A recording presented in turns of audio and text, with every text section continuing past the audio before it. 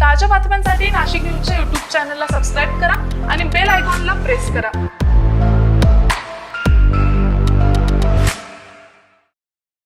1, 2, 3 आणि आता चौथा बळी। नाशिक शहरातील रस्त्यांवरील खड्डे आता अपघाताचे नव्हे तर मृत्यूचे कारण ठरत आहेत। अवघ्या 6 महिन्यात नाशिकमधील 4 नागरिकांनी खड्ड्यांमुळे आपला जीव गमावलाय।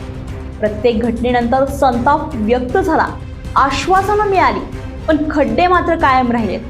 पाहुयात या संदर्भातला हा एक स्पेशल रिपोर्ट। 24 मार्च रोजी प्रभाकर निकम, 6 जून रोजी प्रवीण गायकवाड, 25 जुलै रोजी दीपाली बेळे आणि 28 जुलै रोजी उद्योजक निलेश कोतकर या 4 नावांनी आता नाशिकच्या रस्त्यांच्या दुरावस्थेची वेदनादायक कहाणी सांगितली आहे। सरकारमुळे माझा पोरगा गेला, खड्डे करून ठेवले जागी। मन हेलावून टाकणारी घटना अंबड MIDC परिसरातली आहे। उद्योजक निलेश कोतकर कामावरून घरी परतत असताना एक्सलो पॉइंट जवळील खड्डा चुकवताना मोठ्या खड्ड्यात ट्रकचा कट लागल्यानं ते पडले आणि त्यात त्यांचा दुर्दैवी मृत्यू झाला। मागे राहिली ती पत्नी, 3 वर्षाची चिमुकली मुलगी, आई वडील आणि बहीण। एका क्षणात संपूर्ण कुटुंब उद्ध्वस्त झालं। मुलीच्या भवितव्याची चिंता आणि पतीच्या अकाली जाण्याचं दुःख, निलेश यांच्या पत्नीचा आक्रोश प्रत्येकाला अस्वस्थ करणारा आहे। आता माझी 3 वर्षांची मुलगी बाबा कोणाला म्हणणार, हा त्यांचा प्रश्न संपूर्ण व्यवस्थेलाच हादरवणार आहे। सांगण्यासारखं बोलण्यासारखं काही राहिलेलंच नाहीये।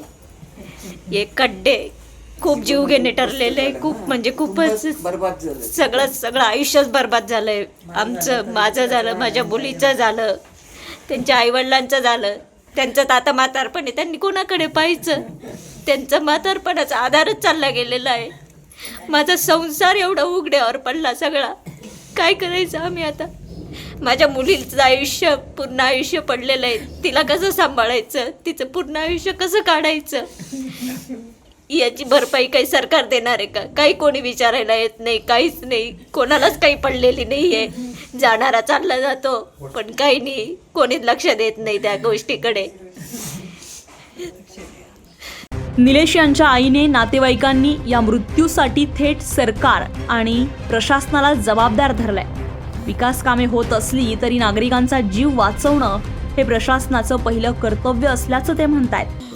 दादा, परत तेच काय सांगू, सरकारचं सगळं सरकारमुळे माझा पोरगा गेला, खड्डे करून ठेवले जागी। लोकांना जायला रस्ते नाही ठेवले, तिकडून लोक कसे बी जाण्यासाठी गाड्या काढतात। कोणी मेल्याने माझ्या पोराला उडवलं, काय केलं आम्हाला काहीच माहिती नाही। तर एका जणाने तिथून फोन केला, त्याने फक्त त्याच्याशी एवढंच बोलला, पासवर्ड काढून दिला त्याने। मग त्याचा पहिला फोन कोणाचा होता त्याच्यावर मोबाईल लावला, फोन केला आणि त्याने सांगितलं की असं झालं। मग तो तसंच धावत गेला, रिक्षा घेऊन गेला, रिक्षात टाकलं आणि दवाखान्यात नेलं माझ्या पोराला। आम्ही घरी नव्हतो, आम्ही पुण्याला गेलेलो होतो। या घटनेत एका कामगाराचा मृत्यू झाल्यानंतर नाशिकमधल्या उद्योजकांनी देखील नाशिकमधल्या खड्ड्यांवर तीव्र नाराजी व्यक्त केली आहे। या खड्ड्यांमुळे अनेकांचे जीव जात आहेत, तर कंपन्यांमधील अनेक कामगार हे कायमचे अपंग झाल्याचा दावा उद्योजकांनी केलाय। औद्योगिक वसाहतीमधील रस्त्यांची देखील मोठी दुर्दशा झाली आहे। शहराबरोबरच औद्योगिक वसाहतीत देखील खड्ड्यांचं साम्राज्य निर्माण झालंय। त्यामुळे कंपनीत कामाला जाणारा कामगार संध्याकाळी सुखरूप घरी येईल की नाही अशी भीती कुटुंबियांना वाटते, अशी भावना उद्योजकांनी व्यक्त केली आहे। आणि स्थानिक लोकप्रतिनिधींनी देखील प्रशासनाच्या या कारभारावर नाराजी व्यक्त केली आहे। हा विचार त्यांनी पण केला पाहिजे। ही माझी बातमी त्यांच्यापर्यंत पोहोचली पाहिजे की काय असते भावना, मी समजून घ्या। त्या पद्धतीने आमची ही सुनबाई आहे, या सुनेला न्याय मिळाला पाहिजे। आमच्या नातेला पण प्रशासनाकडनं काहीतरी मिळालं पाहिजे तिचं उदरनिर्वाह होण्यासाठी। आणि तिचं शिक्षणाची जबाबदारी घ्या। आणि आमची सून पण शिकलेली आहे, तिला तुम्ही महानगरपालिकेमध्ये करण्यासाठी आज 5वा बळी काल डॉक्टर म्हणून या इस्माचा झालेला आहे. आज आम्ही प्रशासनाला आणि सत्ताधाऱ्यांना जाब विचारण्यासाठी या महानगरपालिकेच्या पायऱ्यांवरती आंदोलन करत आहोत. पहिल्यापासून शिवसेना ही जनतेसाठी रस्त्यावर उतरणारी संघटना आहे. तुम्हाला आज तुमच्या मार्फत संपूर्ण नाशिककरांना आवाहन करेल की महासभा ही नगरसेवकांसाठी असते, पण या येत्या काळामध्ये जनसभा या महानगरपालिकेच्या गेटवरती सामान्य नागरिकांसाठी जनसभा शिवसेना आयोजित करेल. त्या दिवशी आम्ही या प्रशासनाला जाब विचारणार. संपूर्ण भ्रष्टाचार या कामामध्ये झालेला आहे, टक्केवारीचा घोळ या कामामध्ये केलेला आहे. मी तुम्हाला सांगू इच्छितो की यांनी ज्या प्रकारे प्रशासन ज्या कॉन्ट्रॅक्टरांना पाठीशी घालतोय, मला एक सांगा 4 ते 5 बळी गेले, कुठल्या कॉन्ट्रॅक्टरांना यांनी मनुष्यवधाचा गुन्हा दाखल केला? कोणाचं राजकीय षडयंत्र, कोणाचं राजकीय दबावाखाली हे सगळ्या गोष्टी चालू आहेत. याचे पण जाब आम्ही या महापालिकेच्या अधिकाऱ्यांना विचारणार आहोत आणि तुमच्या मार्फत नाशिक करण्याची विनंती करेल. संपूर्ण नाशिककरांनी जन आंदोलनाची तयारी करा. पुढच्या काळात जन आंदोलनासाठी तुमच्या नाशिककरांची आम्हाला गरज आहे. संपूर्ण शिवसेना आपल्या नाशिककरांसोबत. शिवसेनेच्या वतीने पुढचं आंदोलन कशा पद्धतीने असणार? मी सांगितलं ना आपल्याला की जनसभा आम्ही या महापालिकेच्या गेटवर आयोजित करू. जशी महासभा होत असते नगरसेवकांची जनसभा आम्ही या महापालिकेत आयोजित करू.